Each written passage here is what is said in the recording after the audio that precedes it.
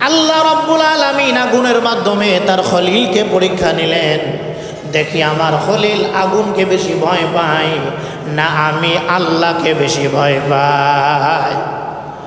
আমার খলিলের মধ্যে কার ভয় বেশি, কার উপরে আমার খলিল বিশ্বাস করে। কঠিন মুসিবতের সময় দেখি আমার খলিল ধৈর্য ধারণ করতে পারে কিনা। আল্লাহ রাব্বুল আলামিন পরীক্ষা শুরু করলেন। বেঈমানরা সব কিছুই প্রস্তুতি গ্রহণ করলো। বিশাল একটা গর্ত খনন করলো, এর মধ্যে লাকড়ি দিয়ে আগুন জ্বালানো আরম্ভ করলো। আগুন জ্বালায় দিল, আগুন আর আগুন, কঠিনভাবে আগুন জ্বলতে আরম্ভ করলো। এই আগুনের মধ্যে পয়গম্বর ইব্রাহিমকে ফেলাবে কিভাবে? এই জন্য বড় একটা বিল্ডিংয়ের উপরে একটা চরকি তারা লাগালো। এই চরকির মাধ্যমে উত্তপ্ত আগুনের মধ্যে ইব্রাহিমকে যদি ফেলানো হয় তাহলে আমাদের মূর্তিগুলি বেঁচে যাবে, আমরা আমাদের ধর্ম নিয়ে শান্তভাবে আমরা জীবনযাপন করতে পারবো। এই হলো তাদের মাকসাদ। বিশাল একটা চরকির মধ্যে পয়গম্বর ইব্রাহিমকে বেঁধে ফেলল, আগুনের মধ্যে ফেলে দিবে। আল্লাহ রাব্বুল আলামিনের যত সৃষ্টি আছে, মানুষ আর জিন ব্যতীত সমস্ত মাখলুক চিৎকার আরম্ভ করলো, আল্লাহ এই জমিনের মধ্যে আপনার একজন গোলাম ইব্রাহিম, সে ছাড়া আপনার গোলাম আর কেউ নাই। আর রব্বুল আলামিন তার মাহবুদ আপনি ছাড়া কেউ নাই। আপনি আপনার সেই খলিল ইব্রাহিমকে আগুনের মধ্যে পোড়ায় দিবেন। আল্লাহ এটা আমরা সহ্য করতে পারি না, মানতে পারি না। আল্লাহ রব্বুল আলামিন জিব্রাইলকে বললেন, জিব্রাইল যাও যাও, আমার খলিল ইব্রাহিম যদি তোমাদের কাছে সাহায্য চাও, সাহায্য যদি চাই তোমরা তাকে সাহায্য করবে, কোনো বাধা নাই। কিন্তু আমি আল্লাহ জানি আমার ইব্রাহিম আমি আল্লাহ ছাড়া কারোর কাছে সাহায্য চাবে না। এমন এক গাঢ় কালো অন্ধকার জামানায় আল্লাহ পাক পয়গম্বর ইব্রাহিম আলাইহিস সালামকে পাঠালেন। যখন একটু বোঝা শিখলেন, আল্লাহ রাব্বুল আলামিন কুরআনুল কারীমের মধ্যে বলছেন, ওয়াইদ ক্বালা ইব্রাহিমু লিআবিহি আযার আতাত্তাখিযু আসনামান আলিহা। পিতা আযরকে বললেন, আপনি কি আপনার উপাস্য হিসাবে, মাবুদ হিসাবে এই মূর্তিগুলিকেই বেছে নিয়েছেন?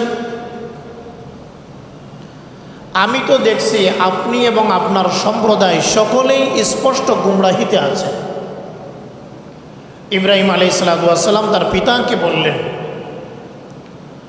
যেই পথে আপনি চলছেন আমি দেখতেছি এটা গুমরাহির পথ, অন্ধকার পথ। আল্লাহ রাব্বুল আলামিন পয়গম্বর ইব্রাহিম আলাইহিস সালামকে তার আরশে আজিম থেকে তলদেশ পর্যন্ত সব নিদর্শন সৃষ্টি আল্লাহ পাক তাকে দেখালেন, লিয়াকুনা মিনাল মুকিনিন, যাতে তিনি দৃঢ় বিশ্বাসী হতে পারেন এক আল্লাহর উপরে। ইব্রাহিম আলাইহিস সালাম এক আল্লাহর উপরে বিশ্বাস স্থাপন করেন, বাকি সবাই মূর্তি পূজা করে। এই জন্য তিনি কওমের লোকদের ভাষায় একটা প্রস্তাব পেশ করলেন, তোমরা তো নক্ষত্র, তারকা, সূর্য এগুলিকে তোমরা খোদা মানো, এগুলিকে তোমরা খোদা মানো। আচ্ছা, কিছুক্ষণের জন্য ধরলাম এই যে তারকাগুলিকে খোদা মানো। ফালাম্মা জান্না আলাইহিল লাইলু রাআ কাওকাবা, রাত যখন ছেয়ে গেল তিনি তারকা দেখতে পেলেন রাতের বেলায়। ক্বালা হাযা রাব্বি, বললেন এটা আমার রব। কওমের ভাষায়, কওম যেহেতু মনে করে, তিনি বললেন এটা আমার রব। ফালাম্মা আফালা, যখন এটা ডুবে গেল, তারকা ডুবে গেল, তিনি বললেন যে এটা ডুবে যায় সেটাকে আমি ভালোবাসি না, সেটা আমার রব হতে পারে না, বাদ দাও এটা। এরপরে ফালাম্মা রাআল কমারা, চন্দ্রকে দেখলেন, চাঁদকে দেখলেন, বাযিগান, উজ্জ্বল আলোকিত। তিনি বললেন হাদা রব্বি, এটা আমার রব। তার কওমের ভাষায়, কওম যে গুমরাহির মধ্যে আছে এটাকে বোঝাবার জন্য তিনি এই পদ্ধতি অবলম্বন করলেন। তিনি বললেন হাদা রব্বি, এটা আমার রব। চন্দ্র যখন ডুবে গেল তিনি বললেন লাইল্লাম ইয়াহদিনি রব্বি, আমার রব যদি আমাকে হেদায়াত না দেন তাহলে আমি গুমরাহির সম্প্রদায়ের মধ্যে অন্তর্ভুক্ত হয়ে যাব, আমাকে বাঁচাবার কেউ নাই। এটাও বাদ। এরপরে তিনি দিনের বেলায় সূর্য দেখতে পেলেন, বাযিগাতান, আরো উজ্জ্বল রূপে। এবার বললেন হাদা রব্বি হাদা আকবার, এটা আমার রব এবং এটা অনেক বড় রব। এটা রব না শুধু, এটা বড় রব। আলো যেহেতু বেশি, তিনি কওমের ভাষায় কথা বলতেছেন। দিন শেষে যখন সূর্য ডুবে গেল তিনি বললেন ইয়া কওমি, হে আমার সম্প্রদায়, তোমরা যে শিরিক করো এর সাথে আমার কোনো সম্পর্ক নেই। তোমরা চন্দ্রকে রব বলো, তোমরা তারকারাজিকে রব বলো, সূর্যকে রব বলো, এগুলির সাথে আমার কোনো সম্পর্ক নেই। ইন্নী ওয়াজ্জাহতু ওয়াজহিয়া লিল্লাযী, আমি আমার চেহারা সেই সত্তার দিকে ঘোরায়া দিলাম যিনি আসমান জমিনের স্রষ্টা। ওমা আনা মিনাল মুশরিকিন, শুনে নাও, মুশরিকদের সাথে আমার কোনো সম্পর্ক নাই, মুশরিকদের সাথে আমার কোনো সম্পর্ক নাই। পরিষ্কার করে জানায়া দিলেন।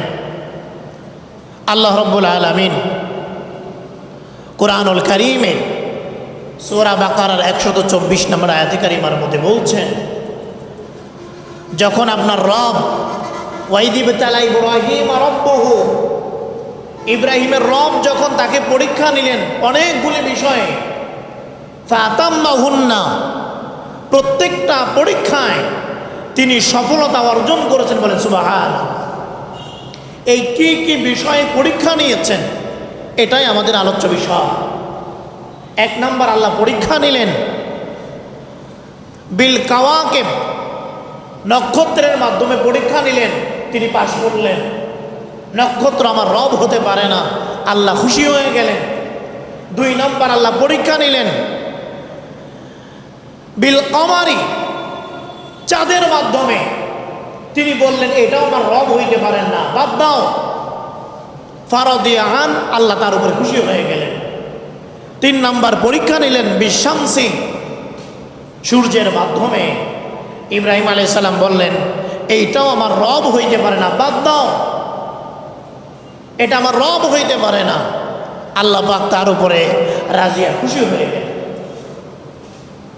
আল্লাহ খুশি হয়ে গেলেন। এরপরে ইবতিলাহু বিন্নার, আল্লাহ পাক আগুনের মাধ্যমে তার খলিলকে পরীক্ষা নিয়েছেন। কঠিন পরীক্ষা আল্লাহ পাক নিয়েছেন পয়গম্বর ইব্রাহিম থেকে। খলিল টাইটেল, উপাধি আল্লাহ পাক অযথাই দেন নাই। ইব্রাহিম আলাইহিস সালাতু ওয়াস সালাম তার দিলের মধ্যে আল্লাহর ভয়, আল্লাহর বিশ্বাস সীমাহীন ছিল। আল্লাহর ভয় সীমাহীন ছিল। ইবতিলাহু বিন্নার, এসি ছেড়ে দাও, এসি। ইবতিলাহু বিন্নার, আল্লাহ রাব্বুল আলামিন আগুনের মাধ্যমে পরীক্ষা নিলেন। আমি বলছি এমন এক সম্প্রদায়ে আল্লাহ পাক তাকে পাঠাইছেন যখন সকলেই মূর্তি পূজা করে, বাবা মূর্তি তৈরি করেন, এবং তারা মাসের নির্দিষ্ট একটা সময় সকলে মিলে মেলায় যাইতেন। সকলে মেলায় যায়, মেলায় যাওয়ার সময় মূর্তির সামনে খাবার রেখে যেত। তাফসীরে মাযহারের মধ্যে এসেছে মূর্তির সামনে খাবার রেখে যেত, দামি দামি খাবার। তারা মেলায় যাবে আর এই মূর্তিগুলি খাবার খাবে, এদের বিশ্বাস। মেলা থেকে আসার পরে বাড়ি ঢোকার আগে সবাই দৌড়ায় আসতো এই উপাসনালয়ে, এই গির্জায়, এখানে এসে ওই খাবারগুলি খেত। তারা মনে করত এই মূর্তিগুলি খাবার খেয়ে যেটা রাখছে এটা বরকত, এই খাবার তারা খেত। একবার মেলায় যাওয়ার সময় বাবা আজার সন্তানকে বললেন, চলো আমার সাথে, চলো মেলায় যায়। তুমি আমাদের এই ধর্মটা পছন্দ করো না, একবার মেলায় চলো, যে দেখবে কত ভালো লাগে আমাদের এই ধর্ম, এটা তোমার কাছে ভালো লাগবে। পয়গম্বর ইব্রাহিম আলাইহিস সালাতু ওয়াস সালাম বাবা আজর তাকে বললেন, ও সন্তান, তুমি যে আমাদের ধর্ম ভালোবাসো না, এক আল্লাহর স্লোগান দাও, এটাও আমরা বুঝতে পারি না। এই কুল কায়নাত এত এত খোদার উপাসনা করি, গোলামি করি, তারপরেও চালাইতে হিমশিম খায়। তোমার কথা অনুযায়ী একজনের গোলামি করলে তো উপায় নাই। আচ্ছা চলো আমাদের সাথে মেলায় রওনা হও, তোমার সব সমস্যার সমাধান হয়ে যাবে, সব কিছু তোমার সামনে ওপেন হয়ে যাবে, আমাদের সাথে একটু মেলায় চলো। তাফসীরে মাযহারির মধ্যে এসেছে, ইব্রাহিম আলাইহিস সালাতু ওয়াস সালাম রওনা হয়ে গেলেন বাবার সাথে। কিছু দূর যাবার পরে ইচ্ছা করে জমিনের মধ্যে বসে পড়লেন। বাবা ডাক দিলেন, কি ব্যাপার?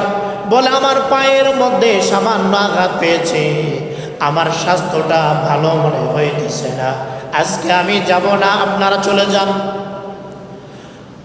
সবাই যখন চলে যাইতেছে, ইব্রাহিম আলাইহিস সালাতু ওয়াস সালাম পিছন থেকে বললেন, যাও, আজকে মজা বুঝাবো তোমাদের মূর্তিগুলির, যাদের কাছে খাবার রাখছো এগুলির সাথে আজকে আমার হিসাব নিকাশ আছে। সুবহানাল্লাহ বলেন।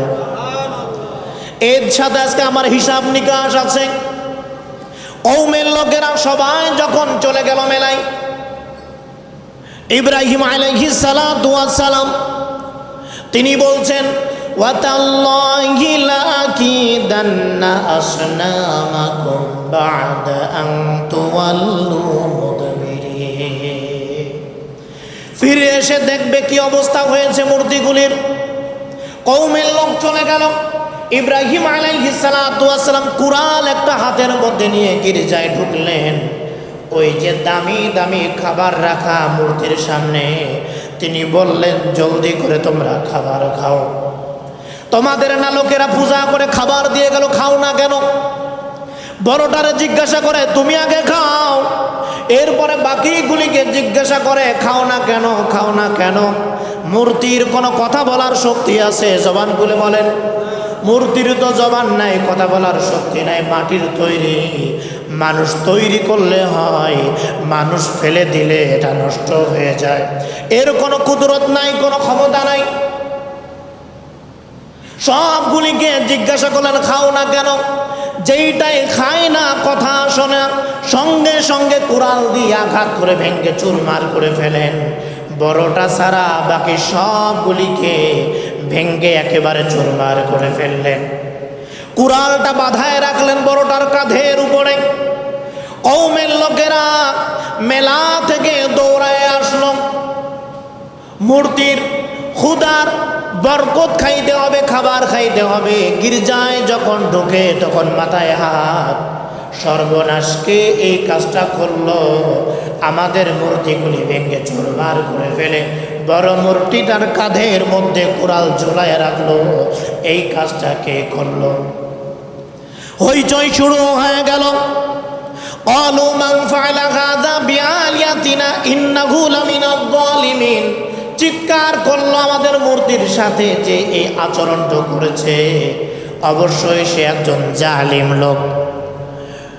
কওমের লোকেরা যখন মেলায় চলে যায়, ওই সময় পয়গম্বর ইব্রাহিম যে কথাটা বলেছিলেন বোঝা পড়া আছে, পিছন থেকে এক লোক শুনে ফেলেছিল। সে এখন বলতে লাগলো, আমি শুনেছি একটা যুবক আমাদের মূর্তি নিয়ে সমালোচনা করে, তার নাম হলো ইব্রাহিম, তার নাম হলো ইব্রাহিম।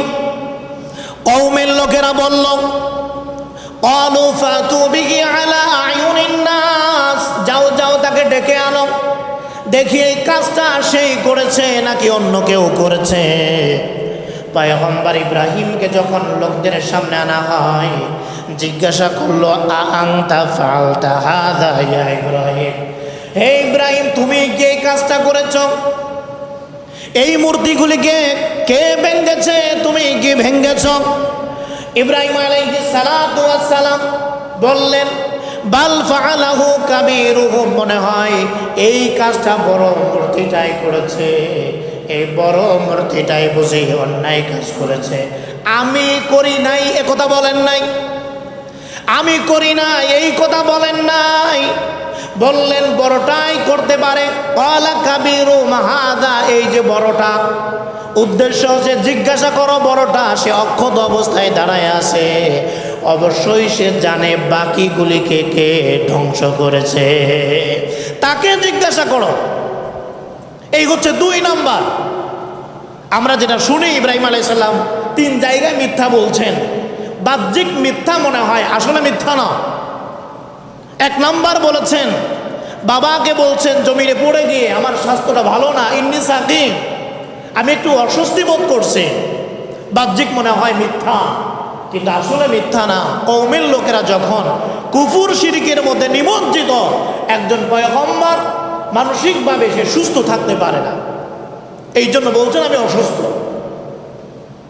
আর 2 নাম্বার এখানে বললেন বড়টা, ক্বালা কাবীরুহুম হাযা, এই যে বড়টা ওকে জিজ্ঞাসা করেন, আমি ভাঙ্গি নাই এ কথা পয়গম্বর বলেন নাই। ক্বালা কাবীরুহুম হাযা ফাসআলুহুম, এই যে বড় মূর্তিটা দাঁড়ায় আছে জিজ্ঞাসা করো। ফারাজাউ ইলা আনফুসিহিম, কওমের লোকেরা একে অপরের দিকে তাকাইতে লাগলো। ইব্রাহিম যা বলেছে কথা তো সঠিক কথাই বলেছে, আমাদের বড়টা দাঁড়ায় আছে অক্ষত অবস্থায়, বাকিগুলি ভাঙ্গা অবস্থায় দাঁড়ায় আছে, বড়টাকে জিজ্ঞাসা করব, এই বড়টা তো কথা বলতে পারে না। তুম্মা নুকিসু আলা রুসিহিম, মাথা নত হয়ে গেল, সকলেই বলে উঠলো, ইব্রাহিম তুমি তো জানো এই মূর্তিগুলি কথা বলতে পারে না, এরা কথা বলতে পারে না, তুমি তো এই খবর জানো। ইব্রাহিম আলাইহিস সালাতু ওয়াস সালাম বললেন, আফাতা'বুদুনা মিন দুনিল্লাহি মা লা ইয়ানফাউকুম শাইআ, তোমরা কি এমন মূর্তির উপাসনা করো, গোলামি করো, যেটা তোমাদের কোনো ক্ষতি করতে পারে না, আবার তোমাদের কোনো উপকার করতে পারে না।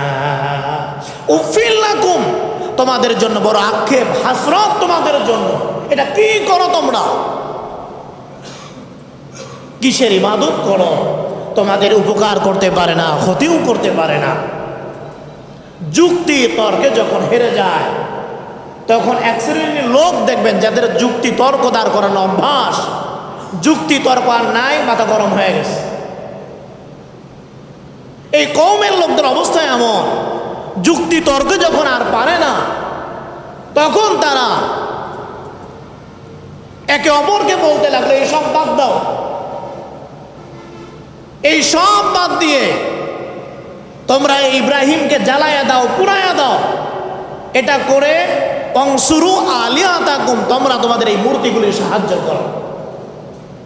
অন্যথায় সে যা শুরু করেছে, এই জমিনের মধ্যে কোনো মূর্তি সে রাখবে না, অতএব তার ব্যাপারে চূড়ান্ত ফয়সালা গ্রহণ করো, তাকে পুড়ায় দাও, তাকে পুড়ায় দাও। আল্লাহ সুবহানাহু ওয়া তাআলা প্রত্যেকটা মানুষের মধ্যে আকল বিবেক দিয়েছেন, একটু চিন্তা করলেই সঠিক বিষয় বান্দা বুঝতে পারে, কিন্তু নফসের তাড়নায় পড়ে, শয়তানের ধোঁকায় পড়ে বলে ফেলে, চিন্তা করার টাইম নাই, বাপ দাদা যা করেছেন সেটাই করব। ইব্রাহিমের বিরুদ্ধে জলদি করে একটা ব্যবস্থা গ্রহণ করো। ক্বালু হাররিকুহু ওয়ানসুরু আলিহাতাকুম ইন কুনতুম ফাইলিন, তাকে আগুনে জ্বালায়া দাও। নমরুদের এই এলান ছড়িয়ে বলল চতুর্দিকে,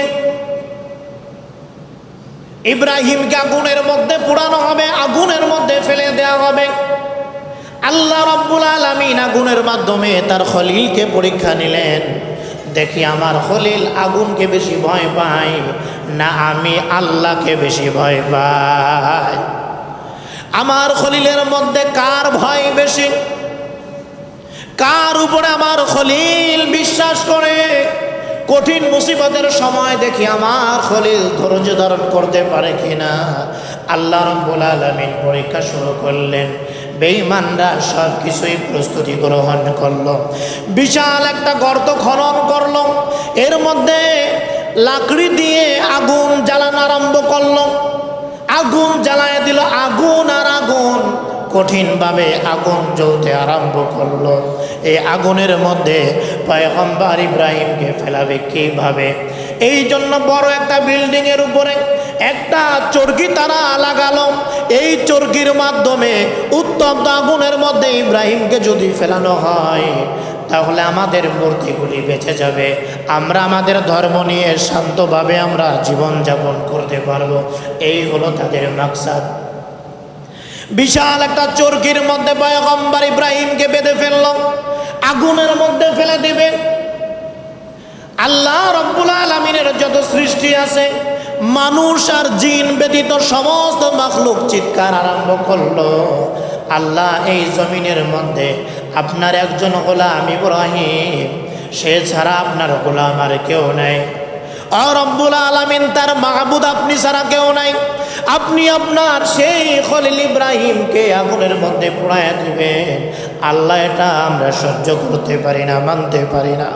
আল্লাহ রব্বুল আলামিন জিব্রাইলকে বললেন, জিব্রাইল যাও যাও, আমার খলিল ইব্রাহিম যদি তোমাদের কাছে সাহায্য চাও, সাহায্য যদি চাই তোমরা তাকে সাহায্য করবে, কোনো বাধা নাই। কিন্তু আমি আল্লাহ জানি আমার ইব্রাহিম আমি আল্লাহ ছাড়া কারোর কাছেই সাহায্য চাবে না, কারোর কাছেই সে সাহায্য চাবে না। হযরত ইব্রাহিম আলাইহিস সালাতু ওয়াস সালামকে চরকির মধ্যে বাঁধা হয়ে গেল। জিব্রাইল আমিন হাজির হয়ে গেছেন। ও পয়গম্বর ইব্রাহিম, আমি জিব্রাইল আপনার কাছে হাজির, সাহায্য চাইলে সাহায্য করার জন্য তৈরি আছে। ইব্রাহিম আলাইহিস সালাম বললেন, আপনার সাহায্যের কোনো প্রয়োজন নাই। সুবহানাল্লাহ বলে, আপনার সাহায্যের প্রয়োজন নাই। জিব্রাইল আমিন বললেন, তাহলে আপনার আল্লাহর কাছে আপনি একটু সাহায্য চান, তিনি সাহায্য করবেন। ইব্রাহিম আলাইহিস সালাম বললেন, আল্লাহর কাছে আমি কেন সাহায্য চাবো? আমি যা গুণে পড়ে যাইতেছি, আমার আল্লাহ কি এটা দেখেন না? আমি এমন রবের গোলামি করি যে রব আমাকে দেখেন, আমার কথাগুলি শোনেন। আল্লাহর কাছে আমি সাহায্য চাবো না। আল্লাহ যদি খুশি থাকেন, আমি ইব্রাহিমও খুশি হয়ে গেলাম। আমার রব যদি খুশি হয়ে যান, আমি ইব্রাহিম খুশি হয়ে গেলাম। আল্লাহ আমার জন্য যথেষ্ট। চরকির মধ্যে বাধা হয়ে গেল। ইব্রাহিম আলাইহিস সালাতু ওয়াস সালাম আগুনের মধ্যে পড়ার আগে তিনি আল্লাহর দরবারে শুকরিয়া আদায় করেন। সুবহানাকাল্লাহুম্মা লাকাল হামদু ওয়া লাকাশ শুকরু ওয়া লাকাল মুলকু। আল্লাহর দরবারে প্রশংসা করতেছেন, আল্লাহ সমস্ত প্রশংসা আপনার জন্য, পূত পবিত্র আপনি, রাজত্ব একমাত্র আপনার, ক্ষমতা একমাত্র আপনার। ও রব্বুল আলামিন লা শারীকা লাক, আপনার কোনো শরীক নাই, আপনার কোনো শরীক নাই। আমি আগুনে পড়ার আগেও এই ঘোষণা দিয়ে গেলাম। সুবহানাল্লাহ। এই তাসবিহ যখন বললেন, সঙ্গে সঙ্গে চরকি থেকে তাকে ফেলে দেওয়া হলো আগুনের মধ্যে। আগুনের মধ্যে তিনি পড়তেছেন। হযরতে মিকাইল আলাইহিস সালাতু ওয়াস সালাম হাজির হয়ে গেলেন। হাজির হয়ে বলতেছেন, ও পয়গম্বর ইব্রাহিম, আগুনের মধ্যে তো পড়ে যাইতেছেন, কুল কায়নাতের সব মাখলুক কান্নায় আরম্ভ করেছে, কান্নায় ভেঙে পড়েছে। আপনি একটু আমাকে বলেন, আমি পানি দিয়ে এই আগুনটাকে নিভায়ে দে। ইব্রাহিম আলাইহিস সালাম বললেন, না, প্রয়োজন নাই, তোমার সাহায্যের প্রয়োজন নাই, আল্লাহ আমার জন্য যথেষ্ট। বাতাসের ফেরেশতাও এসে হাজির। ও পয়গম্বর ইব্রাহিম, কুল কায়নাতের সব সৃষ্টি আপনার এই দৃশ্য দেখে কান্নায় ভেঙে পড়েছেন, চিৎকার করতেছেন, একটা বারের জন্য বলেন বাতাস দিয়ে আগুনটাকে নেভায় দে। ইব্রাহিম আলাইহিস সালাম বললেন, আপনার সাহায্যের কোনো প্রয়োজন নাই। ইব্রাহিম আলাইহিস সালামকে আগুনের মধ্যে ফেলে দেয়া হলো। যেই মাত্র আগুনের মধ্যে ফেলে দেয়া হলো, আল্লাহ রাব্বুল আলামিন আগুনকে ডাক দিয়ে বললেন, আগুন, কুলনা ইয়া নার কুনি বারদাও ওয়া সালামা, ও আগুন, আমার খলিল ইব্রাহিমের জন্য এয়ার কন্ডিশনে রূপান্তরিত হয়ে যা। আরো জোরে বলেন সুবহানাল্লাহ।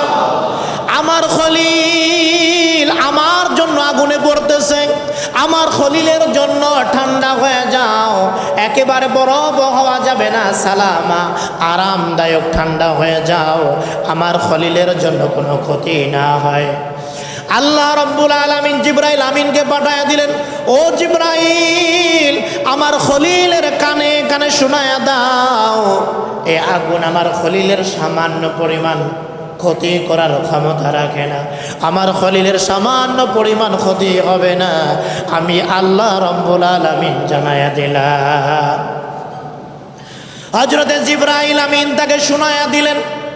পয়গম্বর ইব্রাহিম আলাইহিস সালাম আগুনের মধ্যে বসে আছেন। আল্লাহ রাব্বুল আলামিন জিবরাইল আমিনকে ডাক দিয়ে বলেন, ও জিবরাইল, আমার খলিলের জন্য জান্নাতি একটা পোশাক নিয়ে যাও। সুবহানাল্লাহ বলেন।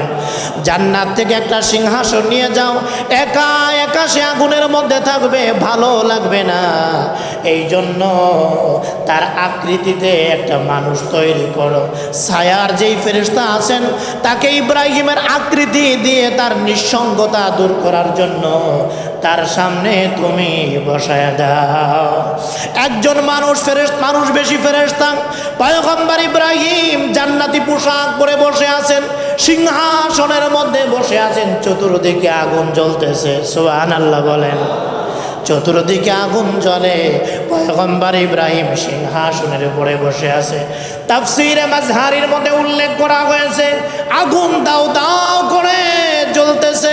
পয়গম্বর ইব্রাহিম আলাইহিস সালামকে যে রশির মাধ্যমে বাঁধা হয়েছিল, আগুন সেই রশিটা পর্যন্ত পোড়াইয়া ফেলছে, কিন্তু ইব্রাহিম আলাইহিস সালামের একটা পশমের কাছেও আগুন যাইতে পারে না। গায়ের মধ্যে যেই রশি, এটাও আগুনে পুড়াইয়া ফেলছে, কিন্তু একটা পশমও তার পুড়াইতে পারে না। আগুনের মালিককে আল্লাহ রাব্বুল আলামিন অর্ডার করে দিলেন, পয়গম্বর, এ আগুন আপনার কোনো ক্ষতি করতে পারবে না। ইব্রাহিম আলাইহিস সালাম আগুনের মধ্যে আরামে বসে আছেন। 7 দিন পর্যন্ত এই আগুনের মধ্যে অবস্থান করলেন, কোনো টেনশন নাই, কোনো চিন্তা নাই। হযরত ইবনে ওমর বলতেছেন, ইব্রাহিম আলাইহিস সালাম বলেছেন, আমি এই 7টা দিন আগুনের মধ্যে এত আরামে জীবনযাপন করেছি, এত শান্তিতে আমি ছিলাম, দুনিয়ার মধ্যে এমন আরাম কোনো দিন দেখি না।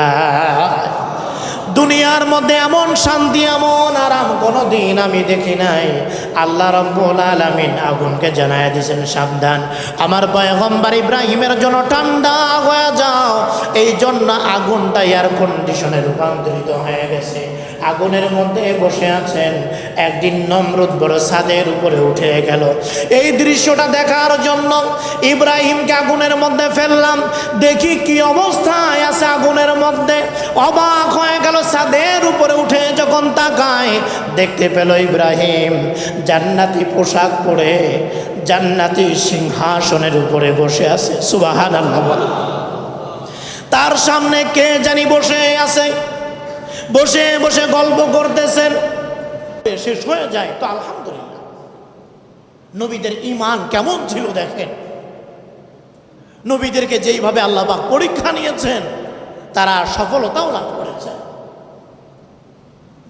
আগুন থেকে বের হওয়ার পরে নমরুদ ধ্বংস হয়ে গেল, কওমের লোকেরা ঈমান আনে না, শুধু দুইজন লোক ঈমান এনেছেন। একজন হচ্ছে ইব্রাহিম আলাইহিস সালামের ভাতিজা। আল্লাহ পাক রব্বুল আলামিন বললেন, যান এবারে স্ত্রী আর এই ভাতিজাকে নিয়ে রওনা হয়ে যান, এই জমিনে আর আপনার থাকার প্রয়োজন নাই। দাওয়াত যেহেতু তারা কবুল করবেই না, এখানে আর থাকার প্রয়োজন নাই। ইরাক থেকে রওনা হয়ে গেলেন ইলা শাম, শামের দিকে, ফিলিস্তিনের দিকে, জর্দানের দিকে, এদিকে তিনি রওনা হয়ে গেলেন। শাম যাওয়ার আগে মিশর এটাকে অতিক্রম করে যাইতে হয়। তৎকালীন সময়ে মিশরের যে বাদশা ছিল বড় জালেম, এই জালেম বাদশার নাম হলো সিনান ইবনে ইলওয়ান। পয়গম্বর ইব্রাহিম আলাইহিস সালাতু ওয়াস সালাম ভাতিজার স্ত্রীকে নিয়ে রওনা হয়ে গেলেন। প্রতিমধ্যেই মিশরের জমিন পড়ে গেল। মিশরের জমিনের মধ্যে জালিম বাদশা সিনান ইবনে ইলওয়ান, তার চরিত্র হলো যখনই কোনো রমণী দেখতে পায়, যখনই কোনো রমণী দেখতে পায় তার মনের মধ্যে কুবাসনা জাগ্রত হয়।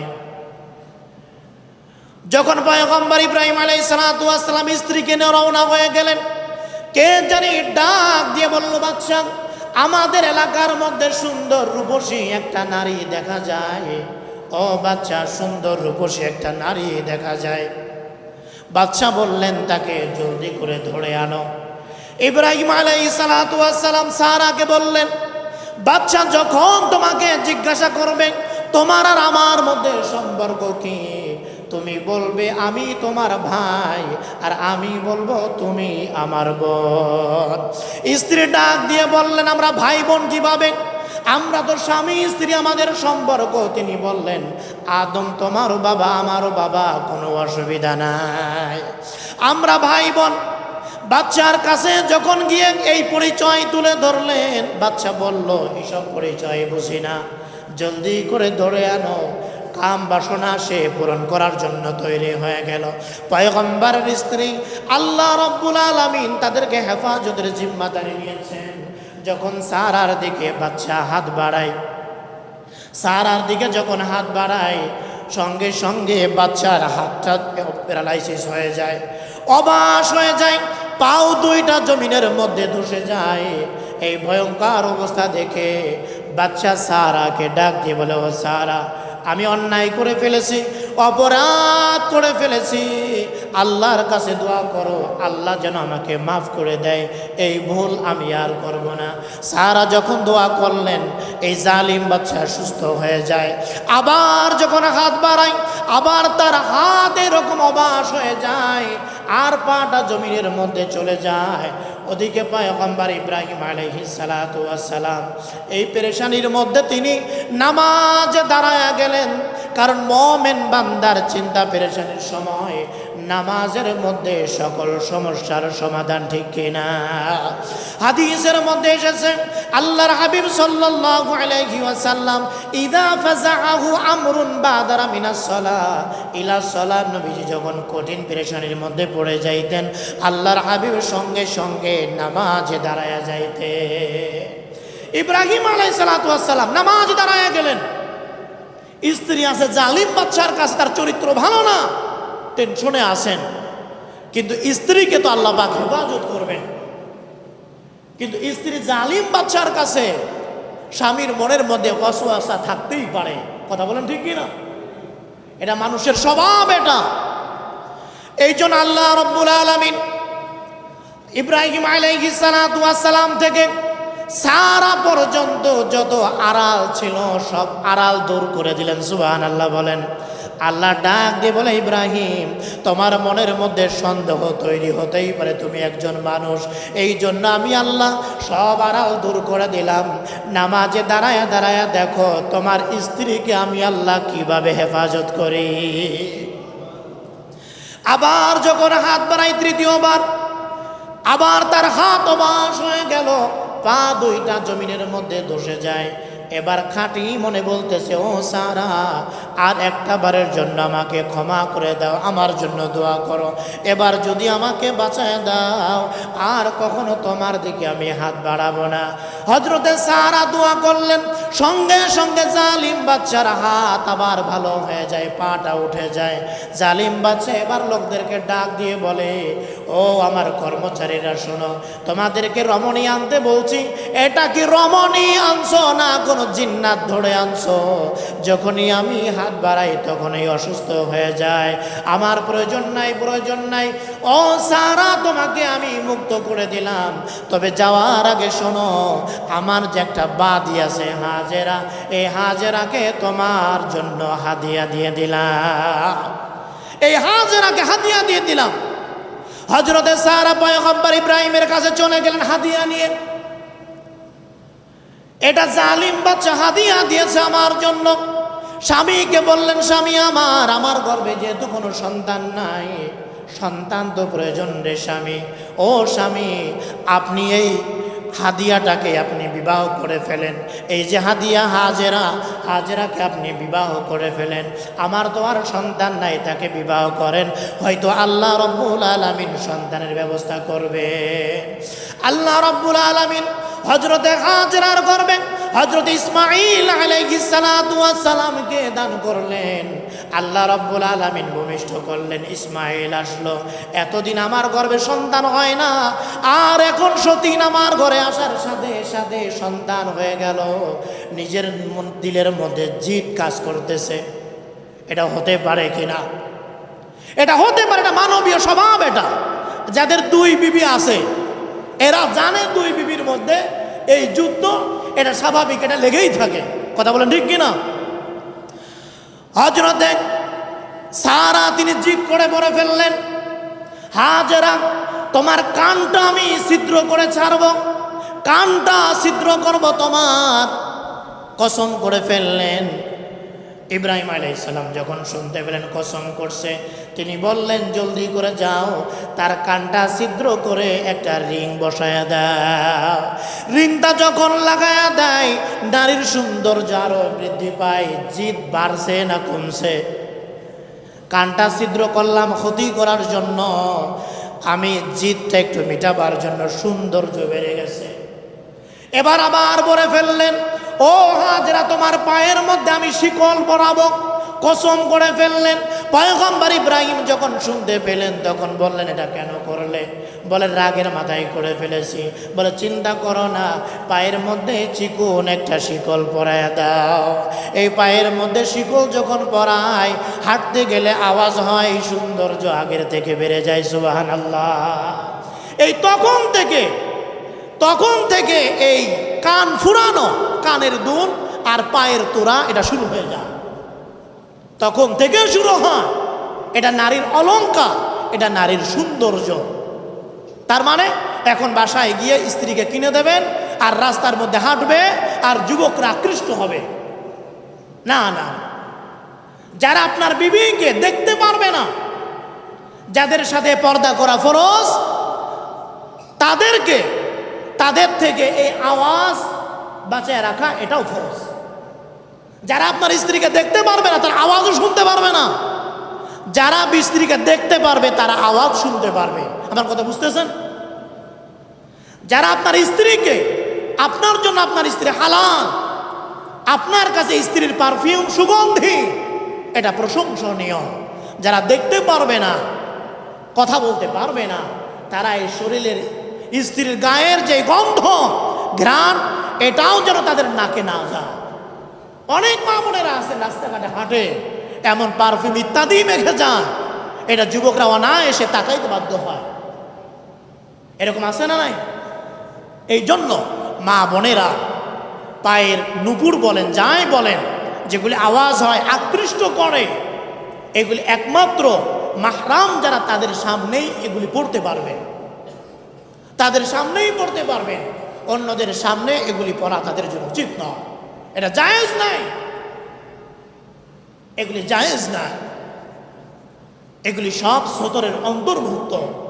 এই যে পারফিউম মাখে, এটা ঘরে মাখবে, সে বাইরে বের হওয়ার সময় এই পারফিউম মেখে সে বাইরে বের হবে কেন? স্ত্রী পারফিউম মেখে একটা রিক্সায় উঠছে, রিক্সাওয়ালার মনে একটা আনন্দ কাজ করতেছে, মাশাআল্লাহ অনেক ভালো ঘরের একটা মহিলা আমার রিক্সার কাস্টমার হয়েছে, মাশাআল্লাহ রিক্সা চালাইতেই মজা লাগে। এই যে ঘ্রাণ আসতেছে, এই যে ঘ্রাণ আসতেছে, আপনার অর্থে পারফিউম কিনে দিলেন, আপনার ঘরে একদিন মাখে না। রিক্সাওয়ালার রিক্সায় চড়বে, পারফিউম মেখে উঠলো, রিক্সাওয়ালা যে মজা নিল, আপনি কপালপুরা স্বামী কোনোদিন এই মজাটুকু নিতে পারলেন না। আপনি খেয়াল করেন না কেন? এখন বাইরে যাবে এটা মাখলে কেন? এখন বাইরে যাবে ঠোঁটের মধ্যে লিপস্টিক মারলা কেন? কার জন্য মারলা বলো? বুরকাটা বললা বুঝলাম, এটা এই মুখটা খোলা রাখছো কার জন্য? রিক্সাওয়ালার জন্য, দোকানদারের জন্য? এটা খোলা রাখলা কেন? বাইরে যাবা তুমি, সুন্দর করে বুরকা পরে বাইরে যাবা না কেন? ওলামা ইকরাম যে বয়ান করেন, কোরআন হাদিসের আলোচনাগুলো আপনাদের সামনে পেশ করেন, এটা দুশ্মনী করেন না, এটা দুশ্মনী করেন না। ওলামা ইকরাম চান আপনার বিবি আপনিই দেখেন, আপনার বিবি আপনার কাছে থাক, নিরাপদে থাক।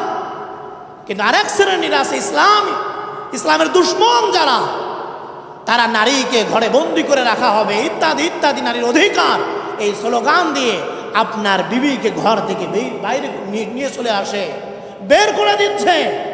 মাকসাদ ওই যে শিয়ালের মতো, যে শিয়াল স্লোগান দিচ্ছে যে মুরগি সে এই ছোট্ট একটা ঘরের মধ্যে রাতের বেলায় আবদ্ধ থাকবে, এটা তার স্বাধীনতা হরণ করা হচ্ছে। আমরা জোর গলায় আওয়াজ তুললাম এই মুরগিগুলিকে স্বাধীন করে দেয়া হোক। রাতের বেলায় মুরগি যদি স্বাধীন থাকে, সকালবেলায় মালিক একটাও পাবে? একটাও পাবে না। তদ্রূপ আমাদের স্ত্রীরা, তারা যদি রাতের বেলায় দিনের বেলায় প্রকাশ্যে যদি বাইরে বের হয়, এই মুরগি যেমন মালিক পাবে না, পাইলেও পাবে এখানে পা পড়ে আছে, ওখানে মাথা, ওখানে পশম পড়ে আছে, স্ত্রীর হালাত তেমন হবে। কথা বলেন ঠিক কিনা? একটা খাবার আপনি বাসার খাবার খুব যত্ন করে ফ্রিজে রাখেন, ফ্রিজে রাখলে কি হবে?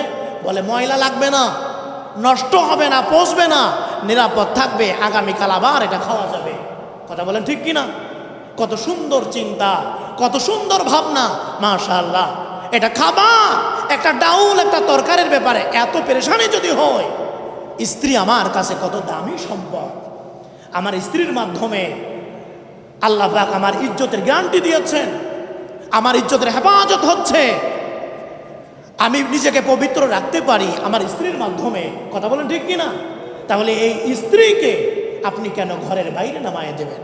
এটা খাবারের ব্যাপারে, স্বর্ণের অলংকার এটার ব্যাপারে এত যত্নবান হলে স্ত্রীর ব্যাপারে আশরাফুল মাখলুকাত, তাকে কেন রাতের বেলায় আপনি ছেড়ে দিচ্ছেন? তাকে কেন একাকে আপনি মার্কেটে পাঠিয়ে দিলেন? আপনার কাছে ওই খাবারের চেয়ে স্ত্রীর মূল্য এতই কম, কোনোই দাম নাই। এই জন্য মোহতারাম হাজিরিন, স্ত্রী আজকে যে বাইরে যাচ্ছে, বেপরদায় চলছে, আজকে কথা শোনে না, এর জন্য সম্পূর্ণ দায়ী আপনারা যারা বসে আছেন, আল্লাহর বান্দারা, স্বামী নামে কলঙ্কগুলি সবচাইতে বড় দায়ী এরা, সবার আগে এরা অপরাধী। এদের কারণে স্ত্রী আজকে বাইরে চলে যায়। কথা বলেন ঠিক কিনা? স্ত্রী একদিন ভালো একটা মন নিয়ে আসছিল, একটা সংসার গড়বে, সুন্দরভাবে মিলেমিশে থাকবে, স্বামীকে নিয়ে জান্নাতি পরিবেশ তৈরি করবে। আমরা যখন বিবাহ পড়াই সংক্ষিপ্ত আকারে বলে দেই, কিন্তু বলে দিল লাভ কি? এরপরেই শুরু হয় যত অনইসলামিক কার্যকলাপ, এগুলো শুরু হয়ে যায়। আমরা বিবাহ পড়ায় দেই, দোয়া করি আল্লাহ কবুল করেন, এই বোনটাকে ফাতেমা বানায় দেন আর ভাইটাকে আলী বানায় দেন। আমরা ওখান থেকে পিটমুরা দিতেই ডেক সেট চালু হয়ে যায়। পার্লার থেকে এমন ভাবে সাজায় আনে, আল্লাহর গজব পড়তে থাকে ওখানে। আমার মতো হুজুর হাজার খান মিলে যদি আল্লাহর কাছে বলে আল্লাহ রহমত দেন, রহমত দেন, বেশি রহমত চাইলে আমার উপরও গজব পড়তে পারে। কথা বলেন ঠিক কিনা? পরিবেশটা গান্ধা, নোংরা, এখানে তুমি রহমত চাও কিভাবে? এই জন্য মোহতারাম হাজিরিন যারা বসে আছে, এই বিষয়গুলি আমাদের বোঝা দরকার, এই বিষয়গুলি আমাদের বোঝা দরকার। দিনের পর দিন পরকীয়ার যেই নোংরামি, এটা সয়লাভ হয়ে যাচ্ছে। কয়েকদিন আগে আপনারা দেখছেন এক পুলিশ অফিসার পিস্তল দিয়ে নিজের হাতে মাথার মধ্যে ঠেকিয়ে গুলি করে আত্মহত্যা করলেন। যন্ত্রণা কি, পেরেশানি কি? বলে যেখানে শান্তি পাওয়ার কথা সেখানে অশান্তি। ঘরের বিবি অন্য জায়গায় সম্পর্ক করে, পরকীয়ার সম্পর্ক। এই যন্ত্রণা সহ্য করতে না পেরে আত্মহত্যা করছে। তার কাছে মৃত্যুর এই যন্ত্রণা এটা সহজ। স্ত্রীর ওই যন্ত্রণা থেকে একজন স্বামী সারাদিন কাজ করে, কষ্ট করে, মন মেজাজ গরম, ঘরে গেলেই তার মনটা ভালো হয়ে যায়। কথা বলেন ঠিক কিনা? আল্লাহ পাক নারীকে ঘরে রাখছেন এই জন্য যে স্বামী ঘরে যাবে, তুমি একটা মুচকি হাসি দিবে, এক গ্লাস পানি দিবে, সান্ত্বনা দিবে। ব্যবসা বাণিজ্য আজকে খারাপ, অসুবিধা কি, টেনশন করেন কেন? আল্লাহ আছে না, আগামীকাল সব ঠিক হয়ে যাবে। এই তো পুরুষের মন মেজাজ সব ভালো হয়ে গেল। আর পুরুষ যায় যদি দেখে আর এক পুরুষের সে মিস কল দেয়, পুরুষ যায় দেখে বিবি ঘরে নাই, বিবি গার্মেন্টসে কাজ করে, বিবি অফিস আদালতে কাজ করে, রান্না বান্না সব এই কাজের বুয়ার হাতে। এই পুরুষের সম্পর্ক কাজের বুয়ার সাথে হবে, এটাই স্বাভাবিক।